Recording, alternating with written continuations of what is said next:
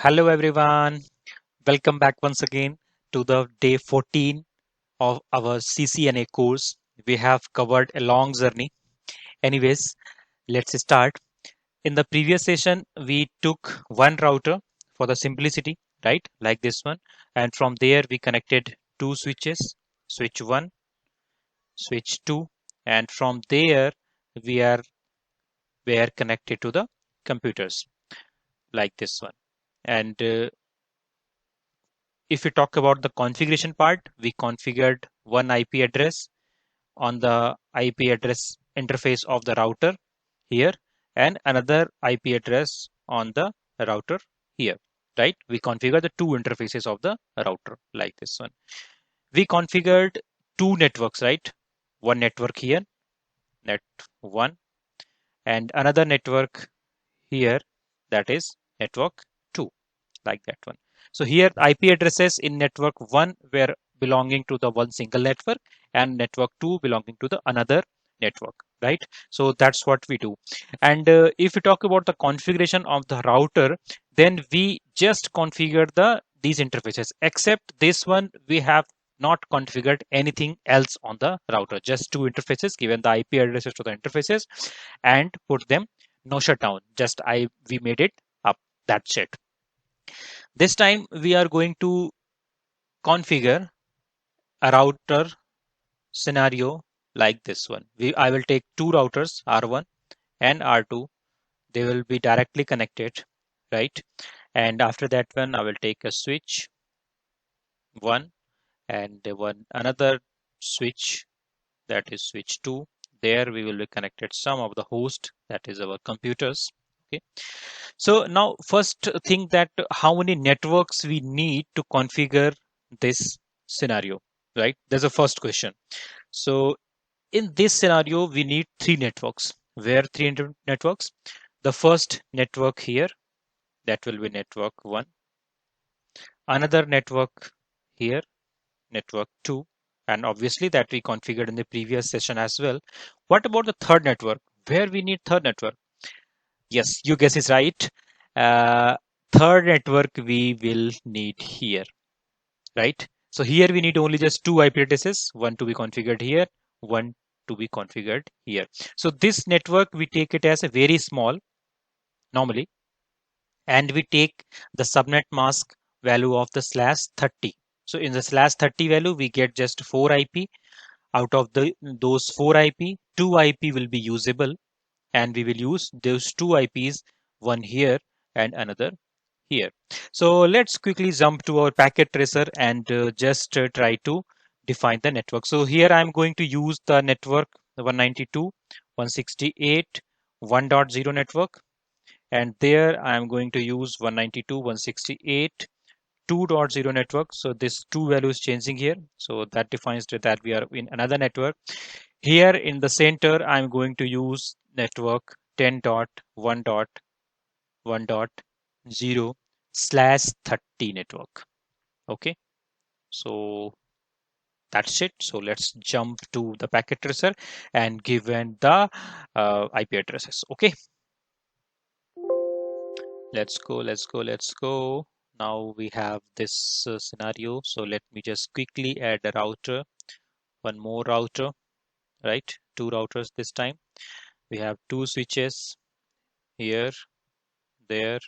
We have four computers. Let me take four computers quickly, like this one, 1 and 2, and just connect it fast.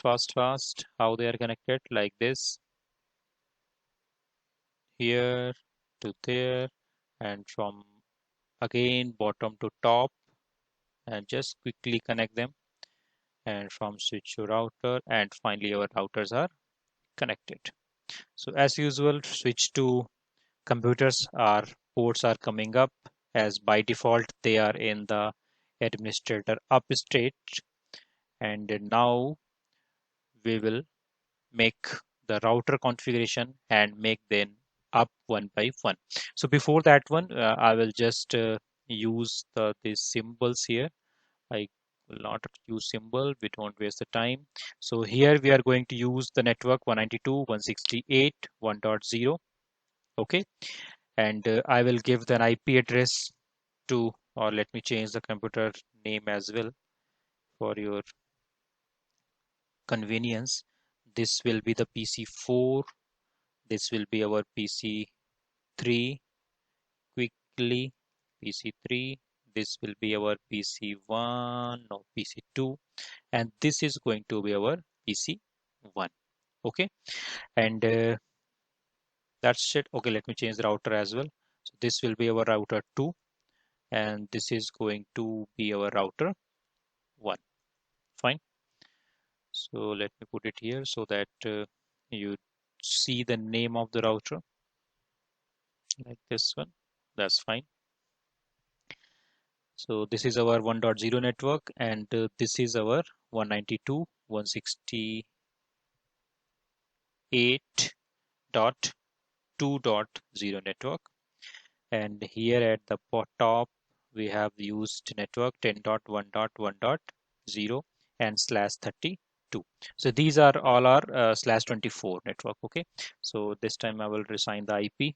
So PC1 will be having the IP address of 192.168.1.1/24, and /24, I think you remember, that is 255.255.255.0, and this is 1.2/24.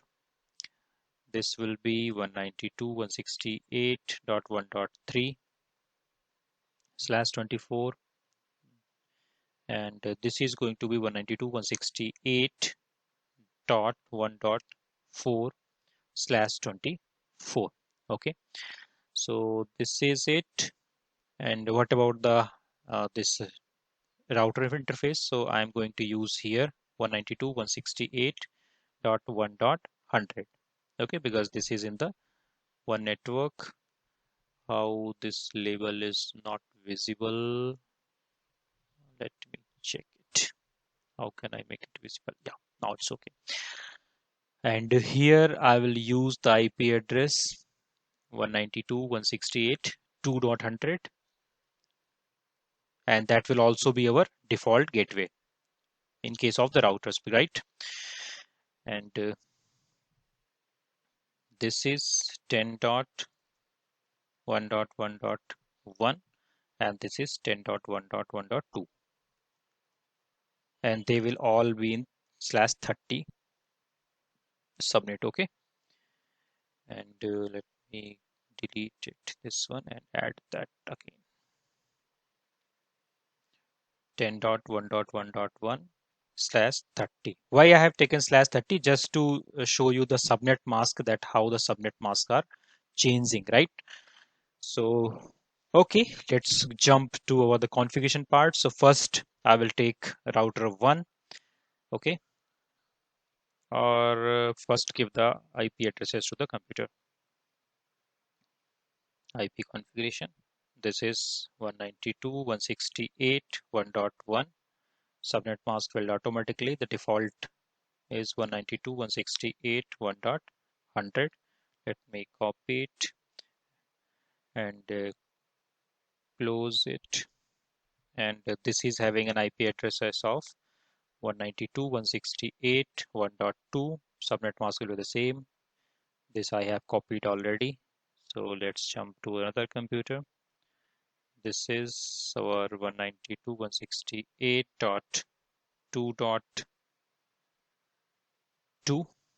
Okay, 1.3. That I have given the wrong. That should be on the different network, right? So this should be 2.3. Let me delete it.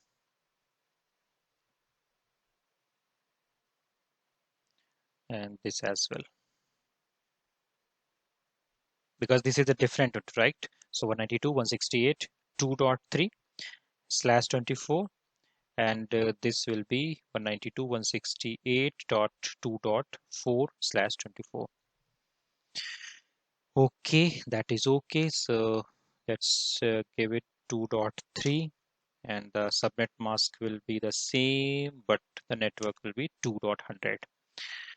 And for this as well, let's write an IP address 192.168.2.4, and this is same. This is just 2.100. Yep, that's all set from the computer sense. Now let's go to our routers and just put it enable, and then go to the configuration mode, configuration terminal, and then just go to our interface G0/0, this one.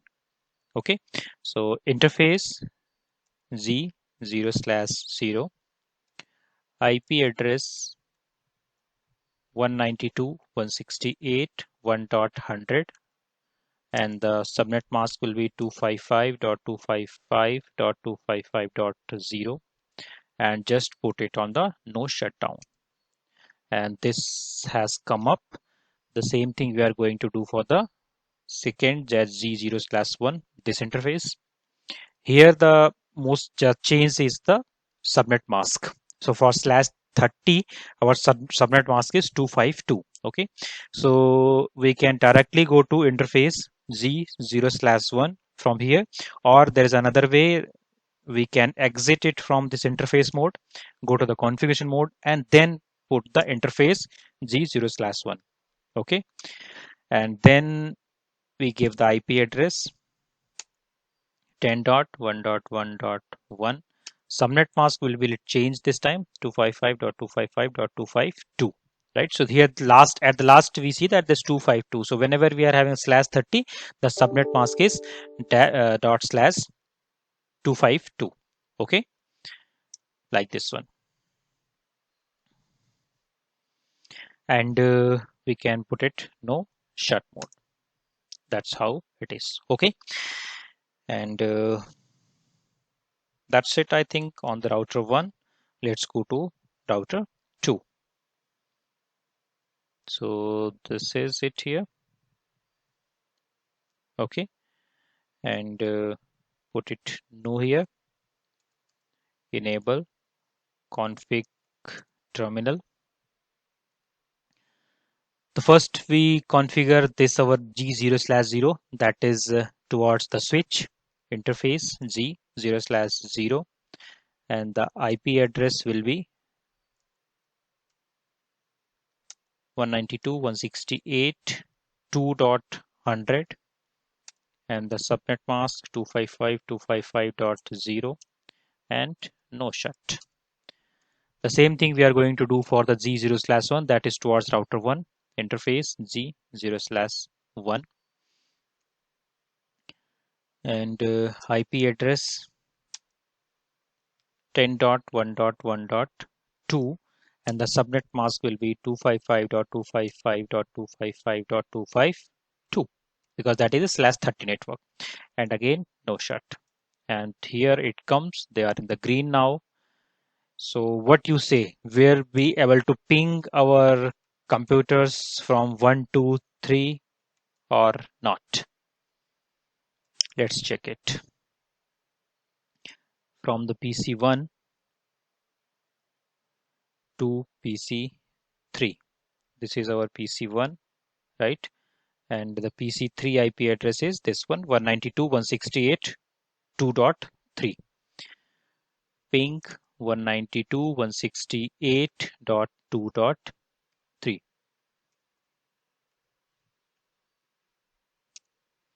And it is saying that destination host unreachable. You see the message, what is saying that destination host unreachable. That the destination host information the router is not having. So first let's go to the simulation mode and try to see where the packet is being dropped. Okay, so in the packet tracer, this is just the benefit of the packet tracer, that we can use our simulation mode. In the real network we don't have this option, we have to use another troubleshooting methods, but right now just for the learning purpose we can see our simulation mode, that where our packet is being dropped. Okay, so if I can make it small, no, I cannot. Okay, so now simulation mode is on, and now I will ping it to /3, and we slowly see the packet how it is traveling. Okay, so starting from PC1, right? So the packet has been originated from PC1. What the next it is doing? It is going to the switch. You see, it is going up to the switch. Now it is going up to the router 1, and you see there it is being crossed, right? So further it is not allowing it to pass further. If I put it next, it will send a reply to the computer that the destination host is unreachable. So this is the benefit of the simulation. So finally our conclusion is that our packet is going up to router 1, and after router 1 we have no idea, or in fact router 1 has no clue that where this 2.0 network belongs to, right? So to check that one, let's check the router routing table of the router. So the command for that one is show IP route, right? So once we check the show IP route, we have information, or in fact router 1 is having the information about the 10.1.0 network, this network, right? It has information. Why it is having the information? Because that is locally and that is connected. So C for connected here. If you see C is for the connected and L is for the local. So 10.1.0 network is locally connected, or in fact directly connected. So obviously this is having the information that this network is directly connected to this one. We have another information, 192.168.1.0 network /24. So obviously this is directly connected to this network. So we are having the information of this network as well. But this router 1 has no idea about the 192.168 2.0 network, right? It knows about the 1.0 network, but it does not know the 2.0 network, which is here, right? We are having the 2.0 network here, and that router 1 is not having the information. So what is doing? The first job is of our computer, that it is sending, obviously it belongs to the different network. So it is sending to the default gateway, because our default gateway is set, right? In the previous session, we try to understand that what is the purpose of the default gateway.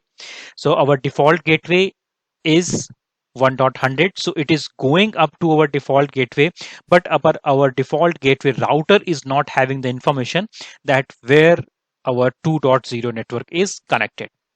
So to sort out this method, we are having the different routing protocols, dynamic routing protocols, that is OSPF, ISIS, or other XT, BGP, or something we can use. But right now we will just use IGP. So for that one, we can use RIP, Routing Information Protocol. We can use OSPF. We can use ISIS.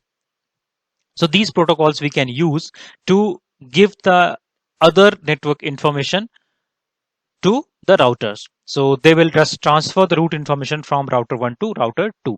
But today we are going to learn the static route, right? So there are two types of the learning the topology. The one method is static routing and another is dynamic routing. So today we are going to learn only static route. So we are going to manually tell this router 1 that where our network 2.0 is connected, right? So I'm going to this one, config terminal, and we can give the command IP route. We are adding a route. Which route? I am telling about the network 192.168.2.0. And what is the subnet mask of this route? What is the subnet mask of this one? That is class C, that is 255.255.255.0, in fact /24. And if you are want to send anything towards this network, then please forward packet towards IP address where 10.1.1.2. 10.1.1.2, right? This is 10.1.2. The packet will reach up to the router 2, and the router 2 has awareness of our 2.0 network because they are directly connected, right? So that's how we configure that. Whenever you are going to send any packet towards the 2.0 network, just please send it towards this interface 1.2. So I'm going to give that IP address, not on here, router 1, I think, right? Yeah, router 1. And just put enter. So let's check the IP route now, that what are the IP route information. To do show IP route. Okay. So if you observe, there's a one manual entry like this one, right? So now this router is having information of 192.168.2.0/24, and it is showing that this network is reachable via 10.1.2 interface IP, right? So whenever you want to send any traffic towards this network 2.0, just send to me 10.1.1.2. I will handle that traffic. Okay. So, and we are having one information, that is S stand for the static route, that we have added that route statically. Okay. So now let's try to ping our computer 2.3. Okay. So let's just ping it and see the simulation.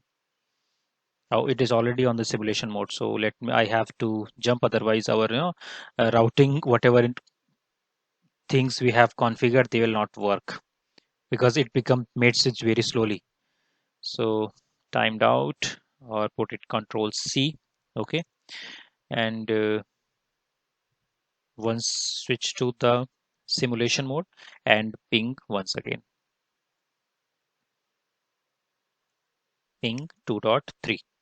And now let's just see the simulation, that how does it work. So new packet has been originated from the PC1. It is going up to switch, then it is going to the router 1, and this time router 1 is having the information about the 2.0 network, so it should send it to the this router, right? So yes, it is sending to the router 2 this time, and the router 2 is having the information about the 2.0 network because that is directly connected from there. So it is be sending to switch, and switch will send it to the router 2.3. Now once the packet is reached to our PC3, PC3 will reply the connectivity, right? So it will send an echo reply message. So it will use the echo reply message. The packet is being sent to the switch. It is going to the router 2, and on the router 2 it is being dropped. Why it is being dropped? Because router 2 is not having the information about the destination, right? Our destination is 1.0 network, and we don't have information about the 1.0 network. So we have to do the same thing what we have done on the router 1. We have to define a manual entry on the router 2 towards the router 1 for the network 1.0. So I go to the router 2 this time, and let's check the show IP route here. Do we have the 2.0 information? Sorry, 1.0 information? No, we don't have any entry for the 1.0. So these are directly connected 2.0 network from the router 2, right? Let me close this one. Where is our router 2? Yeah, there it is. Right, this time. So we are having the 2.0 network, that is, this is directly connected here, and we are having the 10.1.1. This is directly connected, and we don't have any information about this 1.0 network. So let's add one entry, go to the configuration mode, config T, and same thing, IP route. What is the towards IP route? 192.168.1.0, and then subnet mask 255.255.255.0. I have done a mistake here, I observe 1.0. Yeah. And then you can also use the question mark here. It just guide you. It is saying that destination prefix mask, right? So we can use that 255.255.0. And then you can all again you can just put the question mark, but I'm just typing the IP address, and this time we will give the interface IP of this one, right? Because we want to send towards this 10.1.2 1. So 10.1.1, 1.1. So here we do not give any subnet mask, just an IP address towards which IP you want to send, right? So that's it. And we can check the root, do show IP root. And yes, we have an static entry here via 10.1.1. So from router 2, this network 1.0 is reachable via 10.1.1. Now let's try to ping once again. So again, we are stuck in the simulation mode. So firstly, I have to go to real time. I have to cancel it, or I have to, oh, it's pinging. That's really fast. So you see that it is being pinged right now. We have observed the reply, but I just want to show you the simulation so that you can observe it carefully, that how the packet is traveling. 2.3, it is being originated from here. Let me close this window. It is being originated from here. Switch to router 1. Router 1 is having an static entry towards the 10.1.2 interface. It has these two over there, and they are directly connected to the network 2. The packet is being reached to the PC3. PC3 creates an ping reply. This one, it is going to the router 2. Last time it was dropped because we were not having any static route defined for that network, but this time we have it. So it is going towards the router 1, and router 1 is directly connected to the 1.0 network, and it has went to the intended recipient, right? So that's how we can, because it tries the 4 times. So 1 is done. We have received the reply for the 1. If we go further, it will send another ping message, right? These are the STP message. If you observe this time here, these are the STP message, right? We discussed the STP protocol. So by default, STP is enabled, and that STP messages are being sent, or in fact, the BPDU messages are being sent from the switches. So they originate from the switch, and they just terminate on the router and the host. So the same thing will be done. And after that one, we have created one more packet ICMP, or the ping request, because we have to check the 4 times, right? So now it is being sent again and again. It is being replied on there. It will try once again. What is that?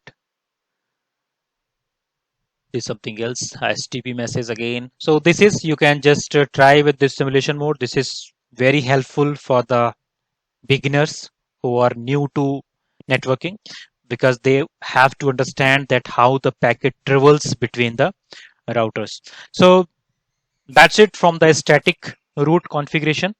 So I think that's okay. Let me just jump you to the presentation mode once again. So today we discussed the static root, right? And another is our dynamic routing. There are two methods actually, static routing and the dynamic routing. So for the static routing, we enter a manual entry as we did just now. Manual entry using the IP route command. And for the dynamic routing, we are having the different interior gateway protocols that are called as IGP. And right now we are having the OSPF, or the RIP, or ISIS, right? So these are the major protocols we use for the dynamic routings. So in that case, what is happening? We just enable these protocols on these routers, because this static entry is good when we are having just 2 routers. But whenever we have very complex network, very large number of routers, so it becomes a tedious job to configure the static route to all of these routers. So in that case, we just enable these IGP protocols. So these are very helpful in that case also, that whenever it is router is going up and down, right? Suppose any new router is connected or any new host is connected. So in that case, we don't have to configure the manual entry or static route. We just OSPF will handle such type of things. Just add a network of any of interface, and that will be published to all of the routers, or they will be aware of into the all the routers. So that is the just benefit of the dynamic routing. But still, we use static routing as well sometimes. So we just keep on learning and try to understand what are the need of static routing and dynamic routing. So I think it's good. You can also search on Google that what are the difference